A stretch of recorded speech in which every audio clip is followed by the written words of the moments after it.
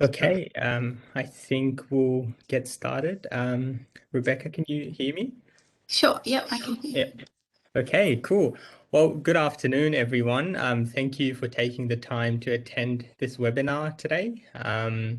I would like to begin by acknowledging the traditional custodians of the land on which we are located and pay my respects to their elders, past, present, and emerging.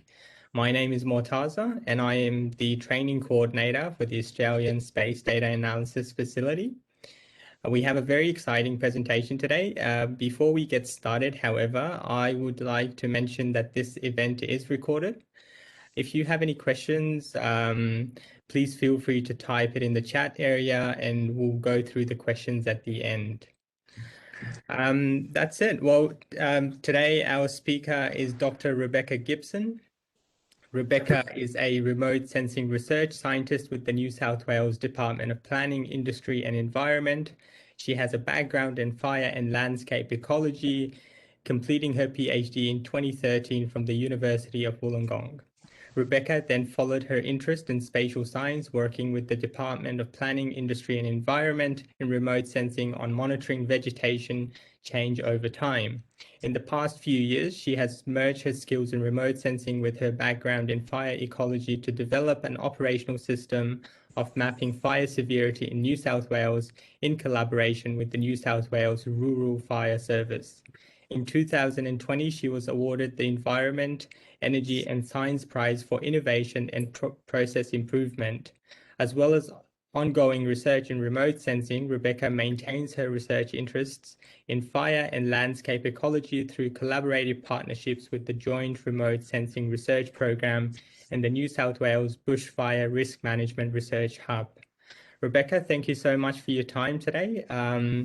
Over to you. Thank you so much. Okay.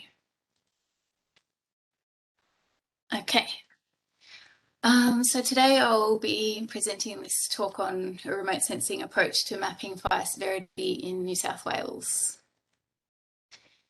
Remote sensing of fire is based on the definition of fire severity as a metric of the biomass consumed by fire. It's different to fire intensity, which is the energy output of a fire. And remote sensing of fire,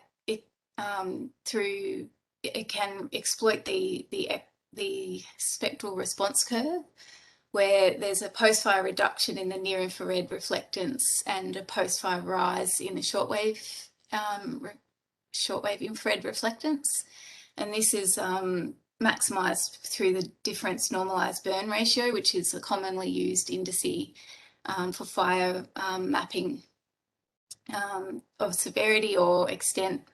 And there's recent developments have further normalised this with a relativised version, where the difference normalised burn ratio is relativised for the pre-fire NBR.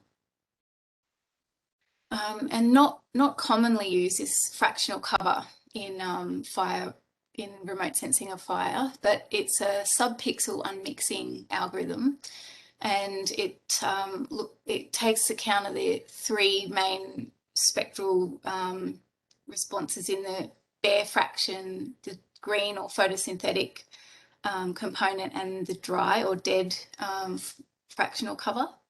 It's a well-calibrated model based on intensive field sampling. And you can see in the image on the right here, the pre-fire fractional cover image of around a fire, and the post-fire change you can really see the rise in the bare fraction and the dry fraction. And so this is demonstrated as an increasing separation due to fire in that green fraction, the drop in the green fraction and the corresponding rise in the bare fraction. Yeah, fractional cover has a lot of potential applications for fire mapping. So in New South Wales, we've developed this fire extent and severity mapping program. it's a remote sensing based estimate of fire severity, and it's based on a supervised classification of Sentinel-2 satellite imagery. It uses a random forest algorithm, and this is building on work by other colleagues, such as Luke Collins down in Victoria. So this system really aligns with the classification of these severity classes, which is the unburnt class, low severity, which is a burnt understory with an unburnt canopy. Moderate severity is defined as, partial canopy scorch. High severity is full canopy scorch and partial canopy consumption. And the extreme severity, which is full canopy consumption. So for the FESM model, the input indices, as I said, based on Sentinel-2 imagery of a cloud-free capture of the study area. And the pre and post-fire image dates are within 4 to 6 weeks of the fire start and end dates.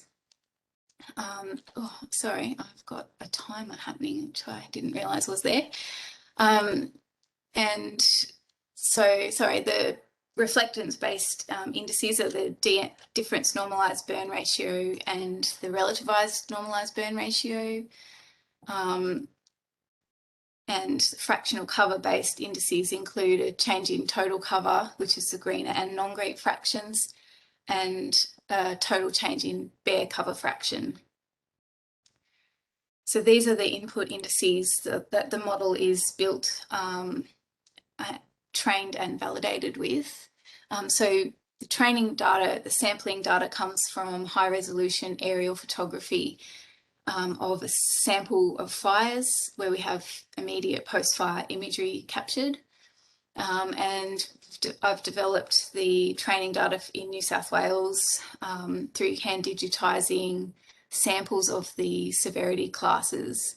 So here you can see the unburnt, the top images on that panel are just the a false near infrared display of the photo, of the aerial photos.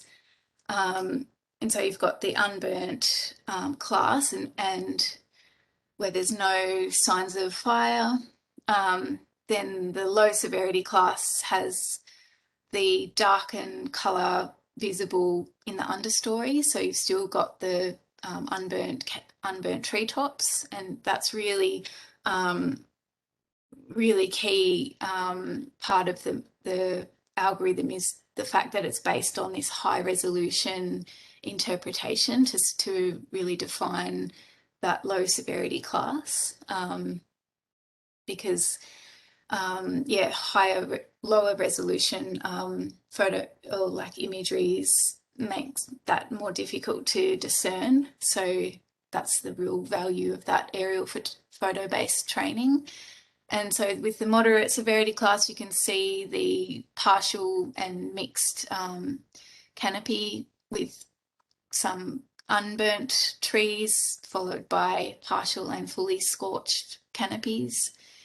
In the high severity class, you've got a homogeneous pattern in the scorch level of the canopy. And in the extreme severity class, there you can see it's predominantly been consumed by the fire.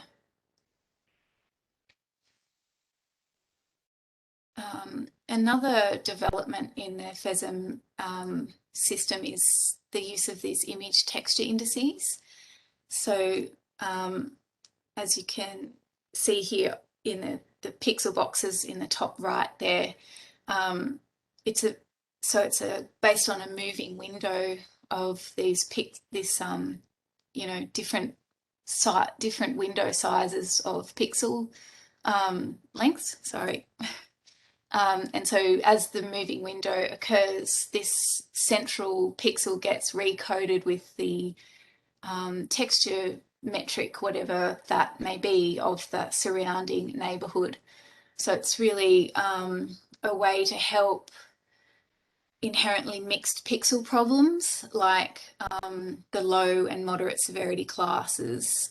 So you can see in these examples here that for particularly the low and moderate severity, where you've got that an unburnt tree canopy next to a burnt either understory or burnt tree canopy. So the smoothing effect, or the seeing with the computer vision of that neighbourhood area, really enhances the accuracies for those particular classes. So some of the image texture indices that I've used in the FESM model, although I tested a lot of the grey level co-occurrence metrics, predominantly the measures that added the most information to the model improvement in accuracies were just simple mean and variance of a kernel of a pixel window size of 5 windows and 7 windows, 7 pixels in for Sentinel-2 imagery.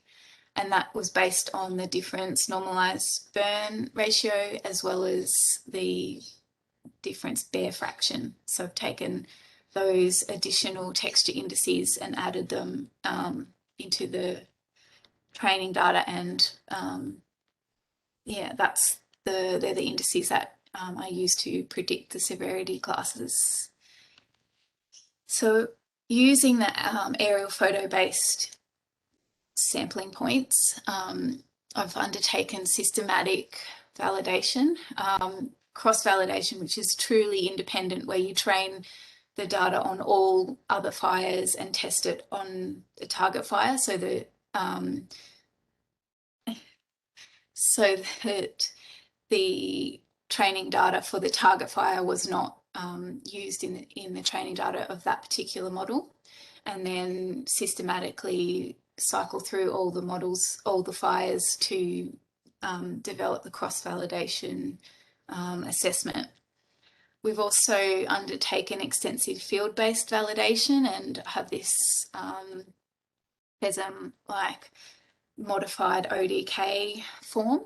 ODK is an open source field data collection app, which is really cool, and you can quite easily modify the forms to anything, any inputs that you need for your surveys. So I really like to promote the ODK app, and this is very simply what we've been collecting to help validate the FESM mapping, and a sky view photo, importantly. So through the development over the last few years of the FESM system, we've gone through some version updates.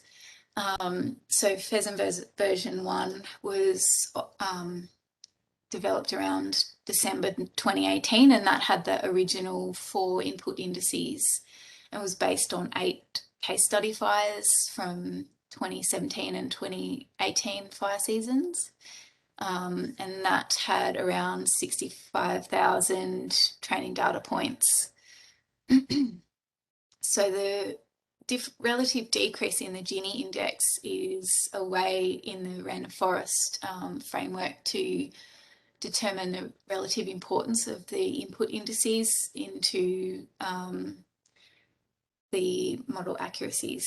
And I've found in FESM version 1 that the relativized normalized burn ratio was the most important input index, followed by the fractional Bayer cover. And I included a randomized raster and trained, included just a randomized pixelated raster when I was taking the validation points, to help really see the difference in relative to a completely random response variable. And so that helps to show the magnitude of difference that the different input indices have on the model. So for that first version, the accuracies from the cross-validation assessments were coming in at around 95% for the unburnt class, 77% for low severity, 61% for moderate, 81% for high severity, and 93% for extreme. So this model did not include the texture indices, and we were getting much lower accuracy metrics for that low and moderate severity class, the low and moderate severity classes. But for the classes that have homogeneous patterns in the imagery, the remote sensing approach does very well with those classes. So for FESM version 2 was about a year later, where I incorporated those extra texture indices, and it increased the number of indices to 12. And it was still based on those original 8 case study fires, but I had increased the training data points a bit more. And so the relative decrease in the Gini index, while the relative DNBR index is this still very high in importance, it's actually one of the texture indices that was the most important variable. It's the mean texture of the mean of the difference bare cover fraction for a 7 pixel window size. And actually, I forgot to mention when I was talking about the texture indices, but including texture windows of different sizes was quite important, and it aligned with some other research that I found, not in fire applications, but in some other applications like in medical imaging, where to have a second sized window, it seems to really add quite a lot of information about the texture patterns in the landscape. So that's it was quite interesting finding, I think. And you can see there that a lot of the texture indices, particularly the mean, so that's a very smoothing index. Sorry, it keeps jumping forward. I'm not ready for that yet. Was quite a lot higher than the very commonly used DNBR index, which was an important finding as well. And so for the FESM version 2, the improvements in accuracy that we found were predominantly in the low and moderate severity classes, by on average about 5% across all the training fires. There was a slight reduction in the accuracy of the extreme severity, but considering the relative benefits in the other classes, and that the extreme severity class is already very high in performance, that was considered a bit of a trade-off. But so for FESM version 3, it still included the same 12 input indices, so it includes those texture bands, but it also included a huge number of more training data points because of I used a lot of the post-fire imagery from the 2019-20 fires. A lot of them were flown for high-resolution aerial photography, so I was able to increase the training data right across the landscape, given how extensive those fires were. So now the training data increased order of magnitude more, and the relative improvement we have enhanced again by 2 or 3% just with that additional training data for all of the classes. There has been another trade-off in that there's been a slight decrease in the unburnt accuracy, and that can come across as a bit more commission error. So I think what's basically can be described as dialing up the sensitivity in the low severity class has basically increased that confusion with the unburnt, so it's more sensitive to maybe moisture changes that weren't fire related, but changed in the images between the pre and post fire images, but that's also considered like an acceptable trade-off at this point. Okay, so I've also developed an application to the Landsat historical archive. So it required some modification of the Sentinel-2 algorithm. It was always a long-term goal of the FESM project to be able to back process, retrospectively map the severity of historical fires.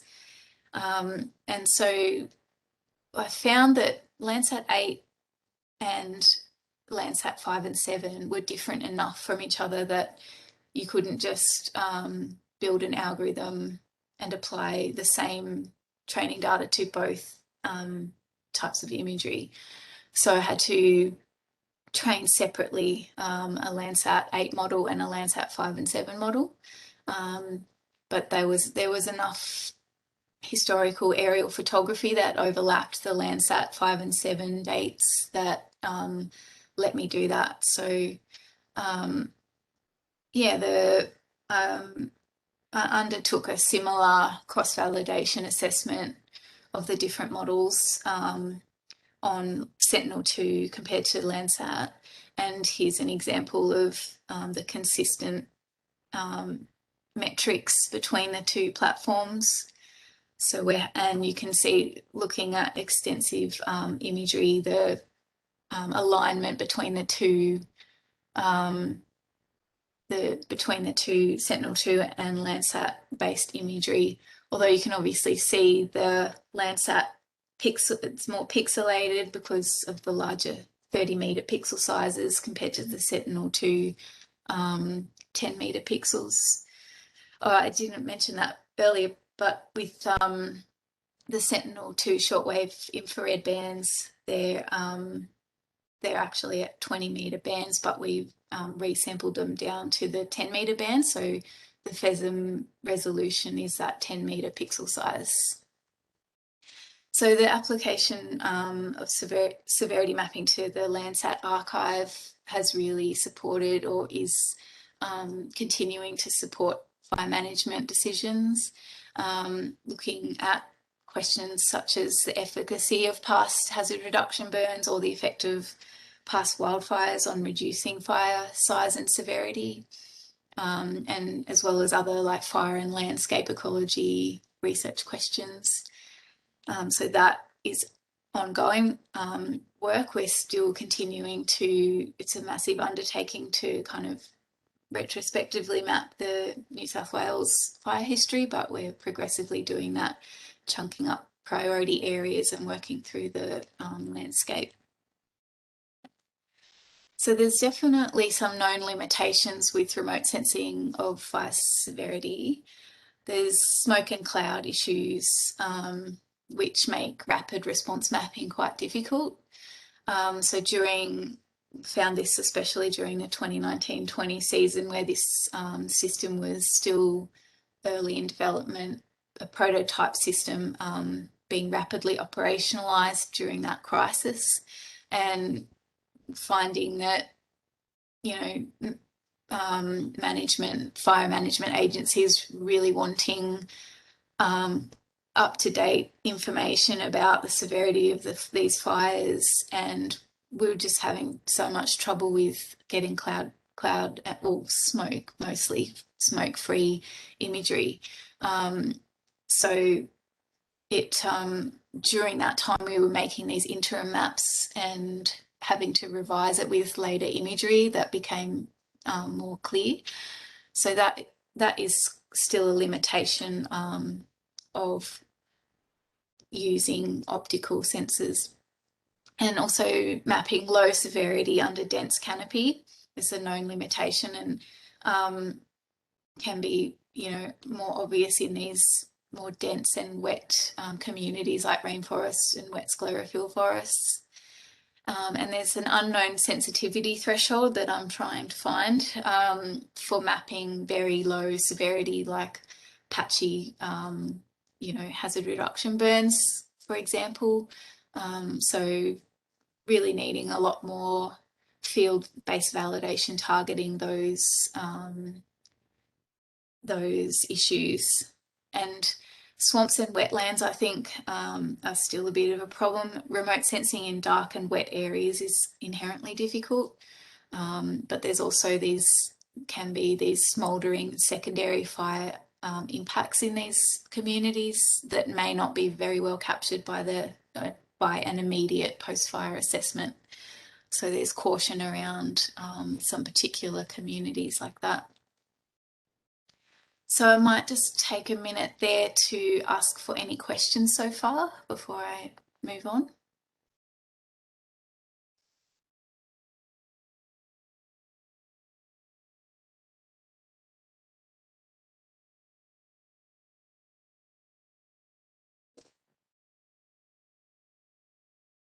So we've got a question from Megan. So has it been tested on arid or semi-arid regions? We've done some work out in the Pilliga. That's about as far west as my training fires go. And I think that the texture indices definitely help with that, you know, in savanna communities, like out in the Mallee and stuff that are, you know, more sparsely wooded with grassland communities. That can help with that, but definitely mapping grassland versus forested, like woodlands, it's a different problem. And so I have done some work on trying to develop a burnt grassland severity class of its own. And I got some success. I had some fires that were a bit further west, like the Sir Ivan fire. I'm not sure if people know that fire in 2018, but it was quite extensive in the grassy woodland community, and so training a burnt grassland class on that. I had some skill in the model of predicting burnt grassland in another nearby fire, but I think that when I applied to different areas, it sort of fell down more, so that whether that just means it needs more training data for that particular class, or also trying to look at other sensors, which I'll talk about later. So we've got a question from Nicholas. So thanks for a great presentation, Beck. Very interesting work you're doing. So a couple of questions. Why did you train Landsat 5, 7, and 8 differently? The second question is, are you using Digital Earth Australia to do the processing and the modeling? Okay. The processing I'm about to talk about in the next section. And the reason I found I needed to train Landsat 8 separately from Landsat 5 and 7. Landsat 5 and 7 are similar enough in their wavelength ranges, but it's just that Landsat 8 is a different sensor type, and it just had that, you know, it still has the same nominal band allocations, but the bandwidths were different enough that I couldn't directly apply the training data across. Okay, so just one more question. We've got a question from Phil. Which API for live bushfires did you use? Could you say that again? So which API for live bushfires did you use to get data from live bushfires? Not sure what you mean about live bushfires, but so the aerial photo interpretation was based on a set of case study fires. So there's 8 in the original FESM version 1. There's now 13 fires. Like, I can't sort of say the fire names here and now, but I'm happy to provide that information at a later date. Okay. Okay. I think we've got a few more questions, but I think we'll address them at the end. Great. Yeah. Okay. Thanks so much. Okay, so DPIE has this science data compute facility known as the SDC. It's a high performance petascale compute infrastructure for storage, networking and processing. It was established in 2018, so there's been about 13 years of continued investment and development in its capabilities, and it's a source of truth of New South Wales government environmental data. So this is where all the Sentinel-2 and other satellite imagery and remote sensing imagery is downloaded from external providers, and we've got pre-processing algorithms that automatically apply various treatments and corrections to those data sources, and we have access to this science data compute through partner universities and other agencies.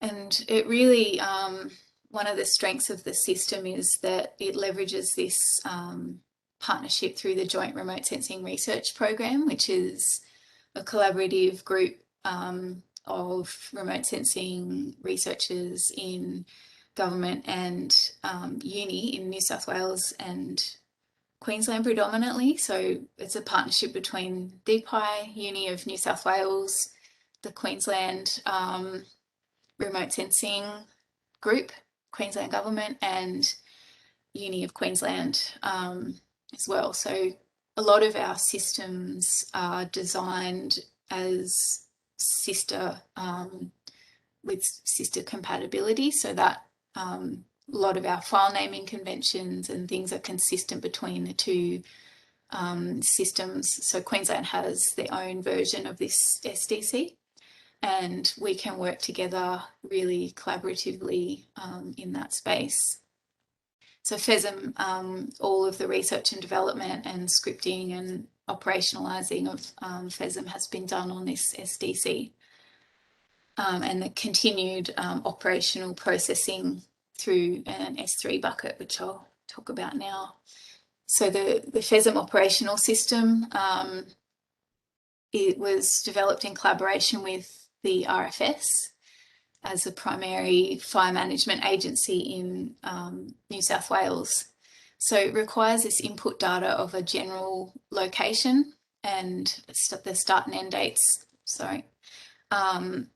of a fire, and it's all based on this incident IDs in the RFS ICON or incident management system database. So that incident ID is important to help us to help us build the severity mapping into where it fits in the New South Wales Fire History database. So these this input data is now automated as a trigger from New South Wales RFS's system and uploads to an AWS S3 bucket that's monitored by DPIE, and we retrieve the requests there and process in-house on the SDC. So the workflow has, it's a 95% automated workflow, but I've kept these 2 manual QA checks around the image selection and quality control final outputs.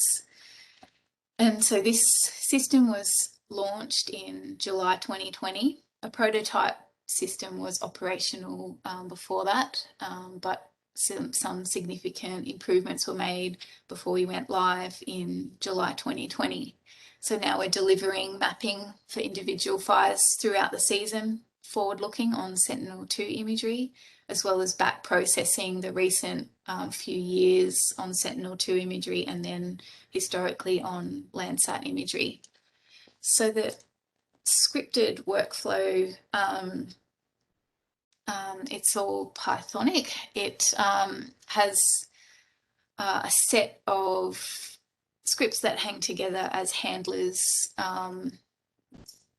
through this master script FESM.py.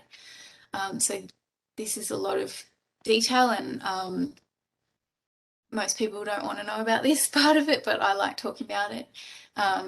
So yeah, each step in the chain is driven by a command line set with, so the FESM.py and then a handler, and then a set of command line arguments for each, depending on where you're up to in the workflow.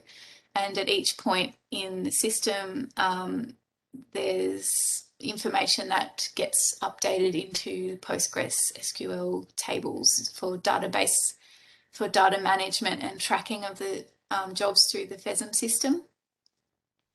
So then the input data is retrieved, and then we have this shortlist stage where candidate images are selected, and which includes like a cloud-free intersection of the general fire area. Then this, in third link in the chain, is this QA step of just eyes on the imagery. Sort of have a view to try to eliminate this step, but at the moment, like, the confidence in automated cloud masking is just not sophisticated enough, and I'd rather have eyes on imagery to ensure that what's going into the model is appropriate. And so then simply selecting the pre and post fire images in the next step in the processing chain, and running the random forest algorithm and applying the model. Then to view the output, another manual QA step just to ensure that nothing went wrong and it looks like a fire, and then pass or fail with messages about why, and the output is then saved to our file store and delivered back to the RFS. So we've developed an annual reporting framework now that we're doing routine mapping of fire incidents in New South Wales. At the end of each fire season, the output is aggregated into a statewide map and published on the SEED data portal. And the summary report and data spreadsheets are published, aiming for each year soon after the end of each fire season. So these reports summarise aspects such as these kind of metrics, and the first report included several of the recent past fire years as well as the 2019-20 season, but it really focused on that 2019-20 season. It just, the other previous years helped to put things in a bit of perspective. So as we know, those fires were unprecedented, and this is the severity map for New South Wales, and you can see a lot more of that high and extreme severity occurred in the south of the state, which many probably wouldn't be surprised by. And these are the sort of metrics that we're pulling out in the summary report. So that will be an ongoing annual release. And some of the management applications that FESM has been used by is in these sort of rapid response teams by national parks, and field officers in DPIE and national parks have used the mapping to help locate threatened species of flora and fauna. EPA have used it to inform regulation of forest operations, as well as many other applications, ministerial Commonwealth inquiries and reporting. there's some emerging applications under development with the national parks and RFS and through the Bushfire Research Hub, such as around hazard reduction burn planning, proposing to build a framework that integrates FESM with National Parks fire tools to help with burn planning, and as well as like fire behaviour analysis input, but the fire ecology around those applications still requires some more research and development. Some other applications are around this historical severity mapping, working with national parks, supporting management thresholds and reporting metrics, looking at unburnt refugia and landscape pattern analyses, looking at deriving these time series type products once we build the 30-year historic record, and yeah, trying to understand long unburnt refugia in different vegetation communities, and some other ongoing research in post-fire recovery monitoring through an NRC supported project aiming to develop a spectral recovery observational monitoring approach and other decision support tools from other FESM-derived products, as well as supporting collaborative research looking at radar and LiDAR capabilities and predictive modelling. And a key part of this, the potential for post-fire recovery monitoring, is this leveraging of the operational FESM system that we've built. So there's huge potential there, but part of ongoing development. We also have acquired a terrestrial laser scanner recently and building field protocol and data processing development here, leveraging a lot of our partnerships with the JRSRP, and our shared code repository is definitely helping with leveraging off those networks. We're developing a site resurvey methodology for ongoing monitoring and for further validation of satellite-based products. We're also looking at collaborative work with GA and Landgate, looking at active fire detection and FRP with fire severity, and some work on radar, potential integration for rapid extent mapping, fire progression mapping. That would be a leap forward. And so just to finalise, this is sort of my vision of a complete integrated system of remote sensing of fire that brings in that remote sensing of fire detection and fire progression mapping alongside the severity mapping and post-fire spectral recovery monitoring. That's the aim, that's where I'm headed. Thank you very much. Thank you for the invitation.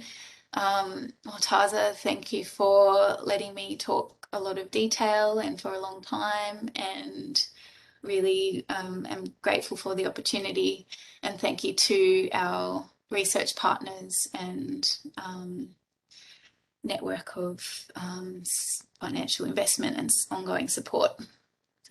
Thank you.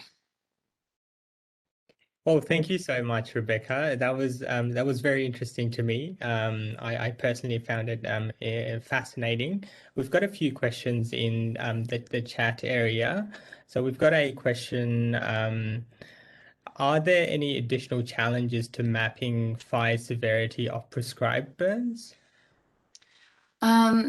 Certainly around the fact that they can be lower severity, and so that there's a bit of an unknown entity with the very patchy burns, and that still trying to quantify the accuracy of how sensitive the low severity mapping can be. But generally I haven't found strong signature of difference between accuracies for the other classes between wildfires and HRs. So we've got another question from Megan. So how were the polygons created, and was it only trained on inside the polygons rather than the outside of the polygons? Yes, so the polygons were were hand digitized, and yeah, the training data has come from inside the polygons, and it's just sampling homogeneous areas of the different severity class examples. Okay, I think so. I've just one final question. We've got quite a few questions, but just a final question. So, what's the difference in accuracy between fires in forests and savannas? I probably can't answer that definitively because of not having enough examples of post-fire high-resolution aerial photography in fires of different vegetation types. So predominantly it's trained and tested in dry sclerophyll forests, which is the majority of the area that's burnt in New South Wales each year, but certainly part of ongoing investigation to, yeah, understand the performance across the landscape better. Okay, well, this is the end of the event. Thank you so much again, Rebecca, for your time and presenting at ASDAF. Thank you, everyone who joined us today. That's it. So we've got a few other events coming up, so just keep an eye out on the website for those events. But yeah, have a good day. Thank you. Thanks, Rebecca. Cheers. Bye. Bye.